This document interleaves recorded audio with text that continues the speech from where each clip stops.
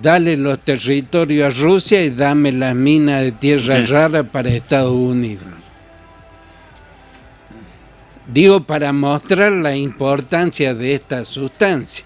Claro, no el tema, la diferencia que lo hace la tecnología, que usted ahí hace alusión, es que China tiene la tecnología para justamente para hacerlo. Esta tierra Nosotros rara. Tenemos la tierra. Y las otras potencias tienen la necesidad de esa sustancia. ¿Sí? Sí. Y en La Rioja hay unos estudios preliminares que podría haber tierra rara.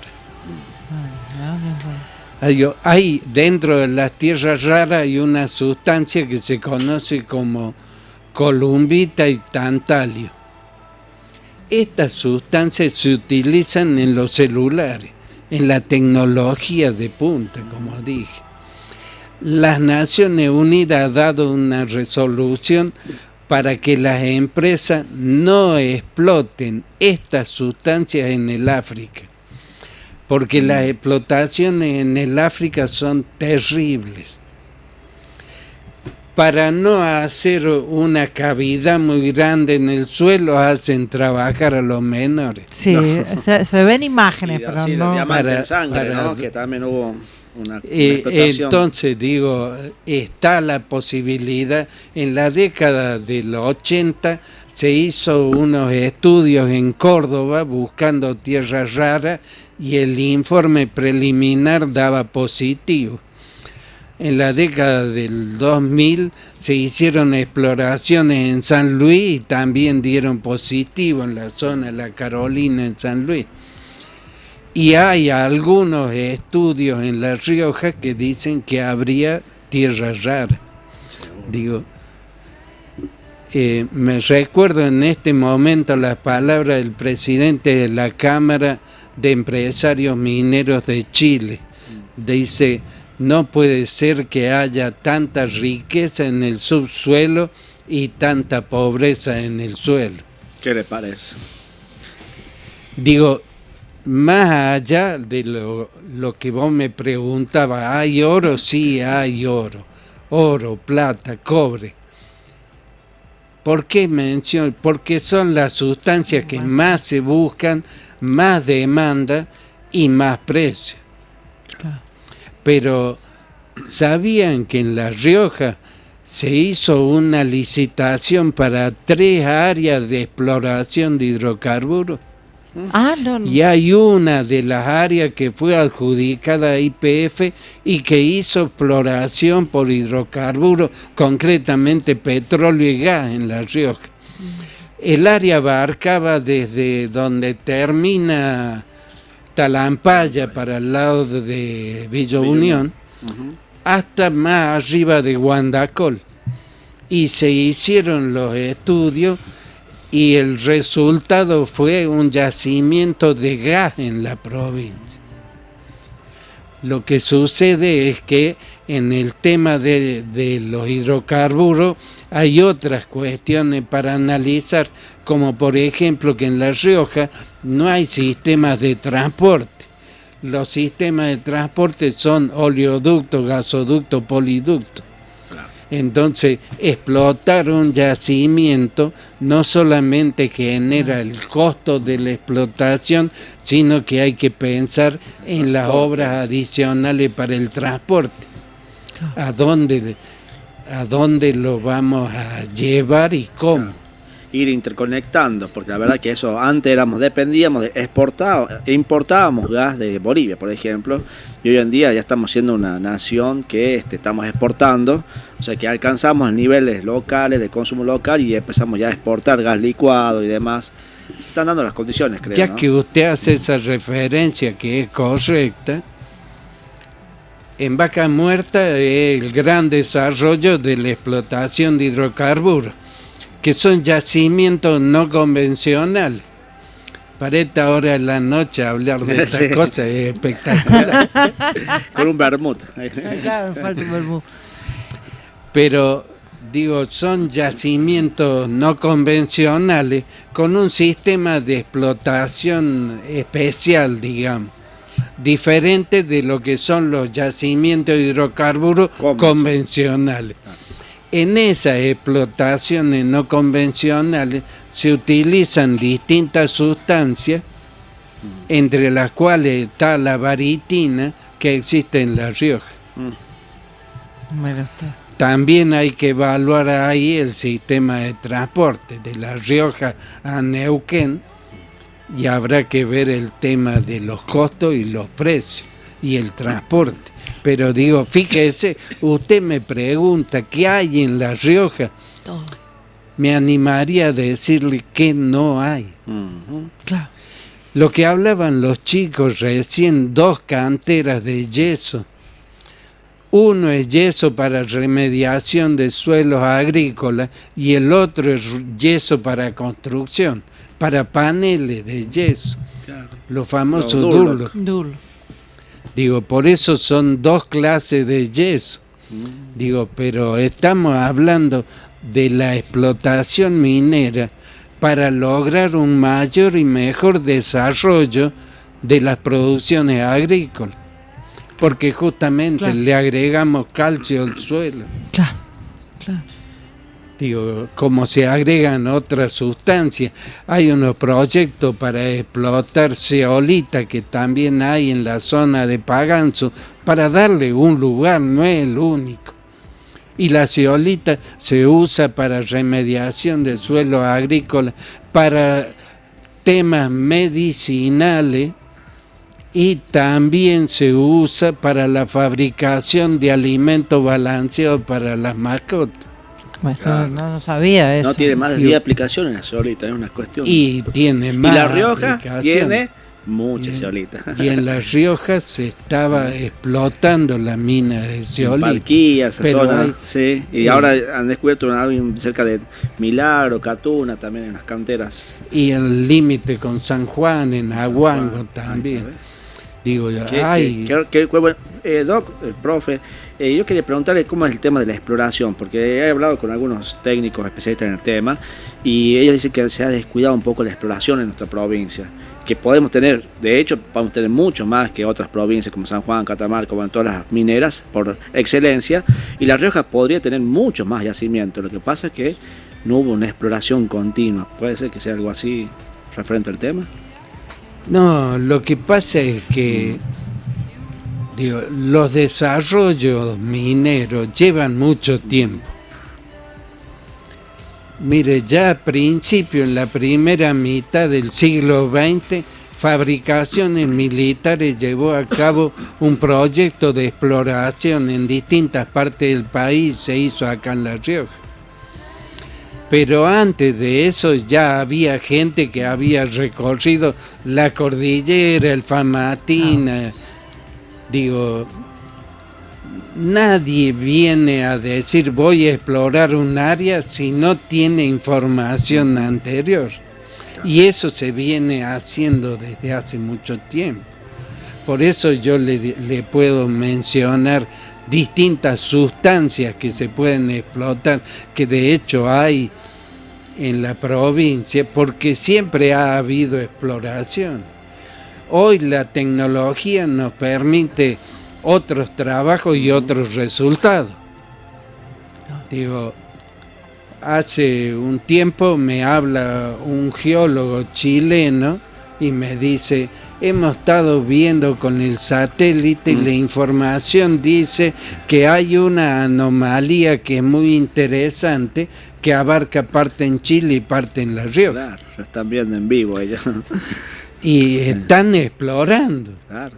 Claro, no formalmente, no siguiendo los procedimientos del código, Claro. pero utilizan. Pero la tecnología que deben tener debe ser impresionante. En la Secretaría de Minería de Córdoba tienen un mapa de la Sierra de Córdoba y van marcado con el nombre las distintas sustancias. Esa información se la dio el satélite de Estados Unidos. Claro.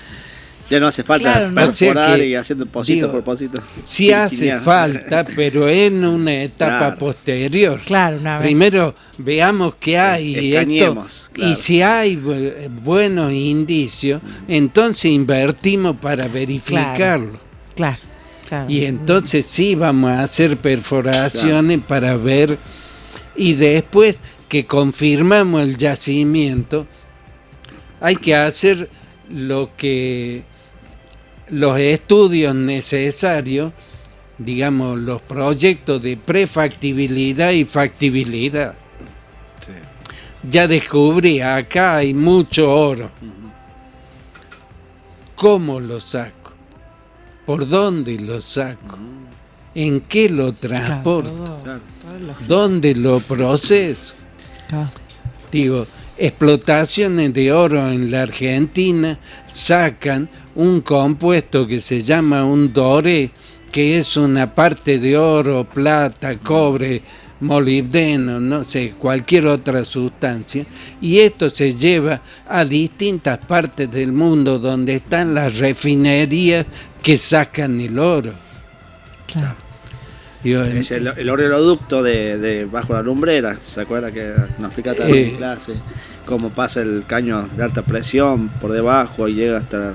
exacto, era una forma. Una forma. Digo, se evaluaba en el tiempo en que se estaba explorando en el Famatina, se evaluaba uno de los temas más discutibles. Bueno, hay oro, ya sabemos que hay oro, pero no tenemos el tren como tenían los ingleses a principios claro. del siglo XX. ¿Por dónde lo sacan? Claro. Lo más cerca es un puerto del Pacífico. ¿Y cómo llegan? Fíjese que alguien tuvo la idea de sacarlo en helicóptero. Baratito. Digo, ¿cuánto? Claro, Claro. el costo, ¿cuánto carga un helicóptero? Claro. Digo, esto es lo que Hay que las discutir. empresas mineras no solamente buscan el yacimiento, sino que después necesitan energía eléctrica. Hay para darle. Digo, si se instala un proyecto, la línea minera de La Rioja de 500 megavatios, no tiene los 500 megavatios. Claro, no estamos. Entonces vamos a tener energía como para que se haga un proyecto. O la empresa, digo, con este tema del medio ambiente, las empresas también están buscando sistemas alternativos, limpios para la generación de energía. Molinos eólicos, paneles solares. Digo, esto son medidas que tienden, primero, que en muchos casos o no se puede o es muy costoso llevar una línea eléctrica. En muchos casos las empresas lo han hecho. El proyecto Hualcamayo, que se ha desarrollado casi en el límite con La Rioja, en la zona de Guandacol, hizo más de 70 kilómetros de línea de energía eléctrica, y por ejemplo Huaco, un pueblito que está del lado de San Juan, que nunca tuvo luz, ahora tiene, gracias a que la empresa minera pasó en esa zona la línea. Claro. Entonces digo, pero no siempre es así, hay que evaluar otras alternativas, ¿no? Pero lo fundamental es dejar que las empresas hagan los estudios, hagan la prospección, la exploración, la evaluación del yacimiento, y después buscar la financiación si el proyecto vale la pena. Y ahí veremos, digo, según la legislación argentina, tienen que presentar un informe de impacto ambiental. La primera actividad, que es la de prospección, que son trabajos superficiales, sin movimiento de suelo, pero igual tiene que presentar un informe de impacto. No es lo mismo que el personal que hace la prospección, como puede ser una recolección de muestras, que lo haga caminando o que use un vehículo, porque el vehículo ya genera impacto, hay que hacer una huella. No es lo mismo que lo hagan en el día y el alojamiento en otro lado, o poner un campamento físico o móvil, ya genera residuos. Sí. Entonces veo que el trabajo minero en sí no genera impacto, pero la gente que está desarrollando esa actividad puede generar. Aunque usted diga, pero vamos a caminar arriba del suelo, nada más. Y sí, pero igual hay que hacer un informe de impacto. Y después de la prospección viene la exploración. Descubrimos que puede haber algo, intensificamos la tarea para verificarlo. Y si se verifica y el resultado es positivo, van a venir los trabajos para la explotación. Y ahí es donde hay que analizar la factibilidad del proyecto. Cuánto va a demandar de inversión y cuánto va a ser el resultado de la explotación. ¿Sí? Vez pasada que me invitaron a una conferencia en otra universidad, llevé un código que tengo, un código de minería, edición de 1914, justo para compararlo con el código nuevo, porque en definitiva es el mismo código. ¿No era un proyecto de Joaquín Víctor González? Eso modificó una parte del código en lo que hace al amparo, pero en definitiva el código de minería se sancionó en 1886 y todavía está vigente, con modificaciones. Claro. ¿Esto qué significa? Que en un solo código tenemos dos códigos. ¿Por qué? Porque el código inicialmente regula la minería del siglo XIX. Y después con la reforma le agregamos distintas cuestiones para adaptar el régimen legal de la minería a la minería del siglo XXI o del siglo XX, en la década del 90 fueron la mayoría, en la década del 80 reformas importantes, y ahí había que darle cabida a la minería como se desarrolla en esta época. En el siglo XIX, el que iba a la cordillera se iba con 4 mulas. En una llevaba las herramientas, en la otra las provisiones. Y era la minería socavonera. Y hoy van con 2 4x4 u otros equipos. Una empresa en la cordillera tiene internet, tiene DirecTV, tiene... Entonces, la minería cambió muchísimo. Y aunque también, Doc, yo le quería preguntar qué es lo que usted ve que es mejor, la explotación minera a cielo abierto o la minera socavonera, que también en China se está volviendo a eso, con galerías mucho más amplias, ¿no? Con otras, pero siguiendo la beta, ¿no? Tratando de mitigar realidad depende de las condiciones del yacimiento y también depende de las condiciones económicas para la explotación de la mina. No es que una sea mala y la otra buena, ¿no? Son distintas formas de explotación. Y lo que estaba comentando fuera del aire, en una conferencia decía yo, la minería, la gran minería, no utiliza explosivos. Y yo he visto, lo escuché, lo percibí, porque hubo mucha gente que reaccionó cuando dije esto. Usted hace como disparadores, así. Tiene una bombita, una cañita voladora y que caiga. La minería dinamita los cerros. Eso le dijeron. Pero la minería ya no usa dinamita. Claro, ya se quedó medio. No, justamente. Y sabe que usa un producto. Mire, le voy a dar un ejemplo. ¿Tengo tiempo? Usted dígame. Sí, está súper interesante. Está bueno, nos pasamos unos minutos más, pero... Antes del 7 de octubre del ataque de Hamas en Israel, Israel controlaba la frontera con los satélites Sí. Y particularmente los satélites controlaban el movimiento de explosivos en la frontera. Mire usted. Pero los árabes igual le hacían atentados explosivos. ¿Sabe por qué? Porque usaban otras sustancias que no son explosivos, que es el anfo, que es una combinación de un producto que se usa en la agricultura, es un fertilizante que mezclado en proporciones adecuadas con fuel oil y con combustible genera la deflagración. Pero usted transporta un herbicida, un fertilizante y un transporte de combustible que circulan por todo el país, por todas las ciudades. Claro. Las empresas mineras eliminan el riesgo de tener un polvorín con explosivos almacenados. Totalmente. Entonces se utiliza estos otros productos. Entonces, en las explotaciones a cielo abierto que usted menciona, se utiliza ese tipo de producto. Pero en las explotaciones subterráneas, depende cómo sea el tipo de explotación, también se utilizan ese tipo de productos.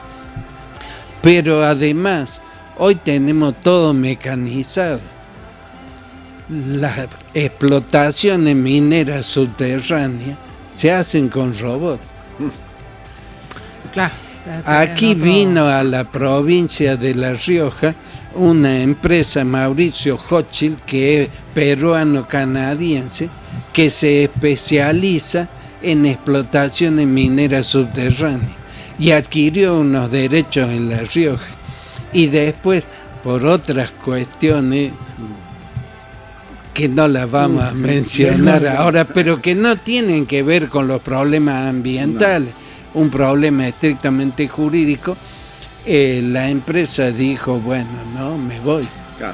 Porque la empresa minera, y esto he tenido posibilidad de estar en Canadá, en Toronto, en la PDIC, que es un simposio internacional de minería, el más importante del mundo. En el Toronto Center había más de 2.000 stands de proyectos mineros de todo el mundo, de todos los continentes. ¿Sí? Y entonces ahí usted se da cuenta lo que es el desarrollo de la minería en todo el mundo. Hemos tenido posibilidad de ir a China, hemos ido a Handan, a Pekín, a Handan, a una provincia donde había una enorme central eléctrica con carbón.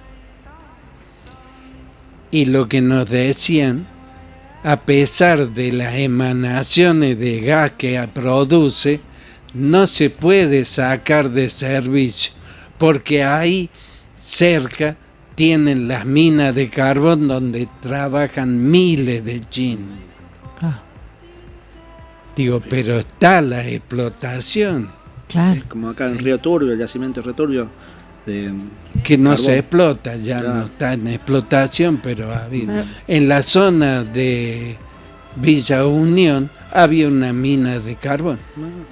Se explotó un tiempo, no mucho, una mina de carbón. ¿Sabe qué, Doc? Estábamos viendo, y yo lo publiqué también en mi muro, está la reunión de Atacalar, que es Atacama, sí. La Rioja, Catamarca, están justamente en Atacama, y bueno, un gran amigo que es Rubén Duso, el vicegobernador de Catamarca, reflejaba este progreso que están buscando, ya paso agigantado, la provincia vecina, Catamarca, de la instalación del tren, las vías férreas para salir al Pacífico. Claro, volver a eso, pero hablar de políticas públicas en serio, claro, que tenemos que ya tener una decisión como Estado, como población, como ciudadanos, que hay una necesidad y que la podemos nosotros satisfacer, y a cambio de ¿qué? A cambio justamente de una mejora sustancial en la población que nos rodea. No podemos dejar, no podemos estar al margen de eso, ¿no? Cuando provincias vecinas... Claro, Catamarca y San Juan están más avanzados, agigantado. están mucho más avanzados. Yo estuve vinculado con una empresa australiana que vino a hacer exploración de uranio y he visto cómo trabajaban, y después que terminaron, hicieron la exploración y dijeron muchas gracias, hasta luego. O los resultados no fueron buenos, Claro. o no sé, en definitiva, cuál fue la razón pero invirtieron 8 millones de dólares y después se fueron. Con esto, ¿qué quiero significar? Que la actividad minera es una actividad de riesgo. Y en ese código de minería viejo que mencionaba, tiene un mérito para mí muy importante, que es que trae las notas del codificador. Y en una de las notas el autor del código dice: el que no tiene plata no hace minería. La minería no es para seco, claro.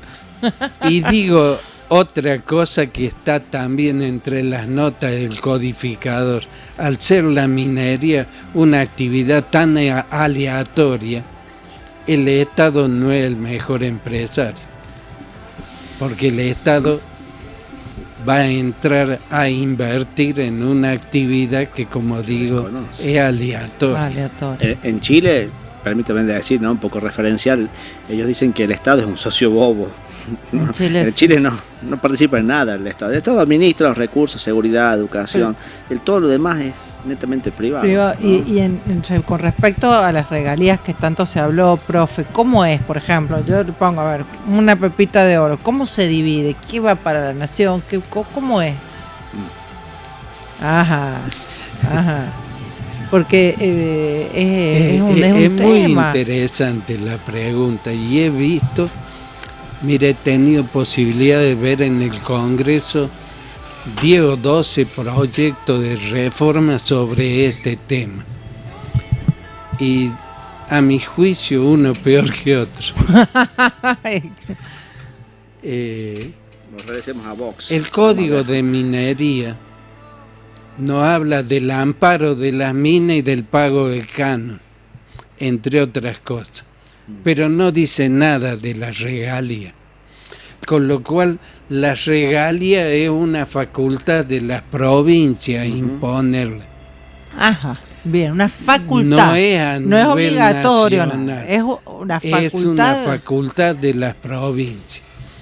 Y de hecho que hay provincias que tienen regulada la regalía y hay otras que no. Particularmente las provincias cordilleranas, más vinculadas con la minería por la cordillera, sí han fijado regalías. En la década del 90, concretamente en 1994-95, se sancionó la ley 2496, ley de inversiones mineras. En esa ley, en el artículo 22, se regula lo que son las regalías, pero no pone monto, nada. Ni porcentaje, nada. Lo Nada de que nada. dice es que no podrán ser superiores al 3%. Nada más, es lo único que es. Y establece un parámetro para determinar 3% de qué. ¿Sobre qué? Del valor boca mina descontado los gastos de explotación. Y hay gente que quería el 7, el 10, el 12, el 15, el 20, el 30% de regalía. Digo, no hace falta que lo diga. Las empresas mineras, como toda empresa, hace inversiones para obtener un lucro.